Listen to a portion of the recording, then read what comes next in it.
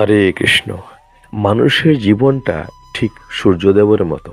যেমন সূর্যদেব সকাল সকাল যখন উদয় হয় তখন একটা মিষ্টি হাসি হাসে এবং আমরা দেখে তা আনন্দিত বোধ করি। দুপুরবেলা এবার সূর্যদেব তার নিজের শক্তিকে, তার প্রকাশকে দেখিয়ে দেয়। কিন্তু এই জগৎ কিন্তু ওনার দ্বারায় আলোকিত, ওনার জন্যই সজাগ আছেন। এবং বিকেলবেলায় দেখবেন সূর্যদেব যখন অস্ত যাবে তখন উনি কিন্তু হাসে না এবং তেজও দেখায় না, অর্থাৎ ওনার যাওয়ার সময় হয়ে এসছে। কিন্তু উনি একেবারে যাচ্ছেন না, উনি এইখান থেকে অদৃশ্য হচ্ছেন কিন্তু অন্য কোথাও দৃশ্যমান হচ্ছেন।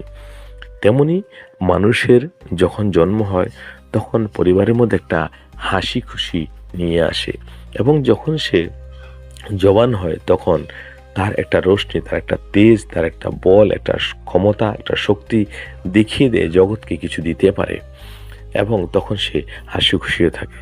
আবার যখন সে বৃদ্ধ হয়ে যায়, যাবার সময় হয়ে যায়, তখন তার মুখে হাসির চিহ্ন মাত্র থাকে না, আনন্দ মাত্র থাকে না এবং শরীরের মধ্যে সে তেজ, বল, শক্তি এগুলো থাকে না। সে তখন বুঝতে পারে যে আমার অস্ত যাওয়ার সময় হয়েছে। অর্থাৎ মানুষের দেহের মধ্যে একটা ছোট্ট সূর্যদেব আছেন, ওনার জন্য এই শরীর আলোকিত হয়ে আছে, অর্থাৎ সজীব আছেন। এবং কোন সময় যে এই সূর্যদেব দেহ থেকে বেরিয়ে যাবে, বেরিয়ে অন্য দেহ প্রাপ্ত হবে, সেটা কিন্তু কেউ জানে না। তাছাড়া আমরা যখন গভীর ঘুমে ঘুমাই তখন কিন্তু আমরা বেশিরভাগ সময় বা আত্মার বেশিরভাগ অংশ এই দেহ ছেড়ে বাইরে চলে আসি। কিন্তু আমাদের এখনও কোনো কর্ম বাকি আছে, সেজন্য আমরা আবার দেহের মধ্যে পুরোপুরিভাবে প্রবেশ করি এবং আমরা আবার ঘুম থেকে জাগি। কিন্তু কোনো একটা সময় আসবে যে দেহকে ফেলে যখন চলে যাব আমরা পুরোপুরিভাবে, আর একটুকু থাকবো না, তখন কিন্তু আর ফিরে আসা সম্ভব হবে না এবং ফিরে আসবো না। তাহলে তখন কিন্তু এই দেহটা শুধু পড়ে থাকবে।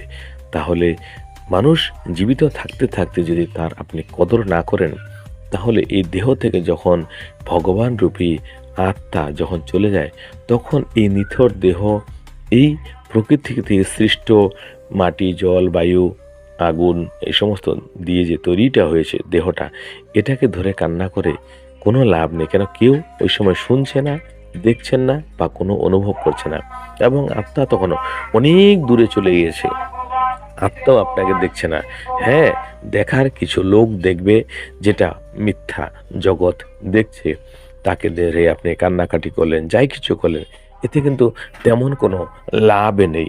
যদি আপনি বেঁচে থাকতে, জীবন থাকতে কাউকে কদর না করতে পারেন, মরে গেলে আপনি আরও কিছু করেও তার কিন্তু মঙ্গলও হবে না, তার উদ্ধারও হবে না। সেজন্য বেঁচে থাকতেই কর্ম করুন, ভালো ব্যবহার করুন, যেন আপনার দ্বারা সেই আত্মা ব্যথিত না হয়, কষ্ট না পায়। কেননা আত্মার সময় কিন্তু যে কোনো সময় চলে যেতে পারে। আত্মার সময় কিন্তু নির্ধারণ করা আছে, কিন্তু সেটা আমরা জানি না। যে কোনো সময় আত্মা এই দেহ থেকে বাইরে বেরিয়ে যেতে পারে আর ফিরে নাও আসতে পারে। হরে কৃষ্ণ, হরে কৃষ্ণ।